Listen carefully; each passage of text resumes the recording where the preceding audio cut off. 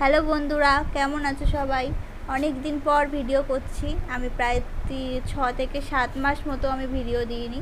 তো আজকে মনে হলো একটু ভিডিও করি। দেখতে দেখতে অনেক কটা দিন পেরিয়ে গেল, আর শ্রাবণ মাস তো পড়ে গেছে, প্রায় শ্রাবণ মাস শেষও হতে চললো। তো সবাই এটা তো জানো যে শ্রাবণ মাসের প্রত্যেকটা শনিবারে বড় বাবার পুজো হয়। তো তার জন্য তোমরা তো বুঝতেই পারছো এটা আমার মা কি করছে।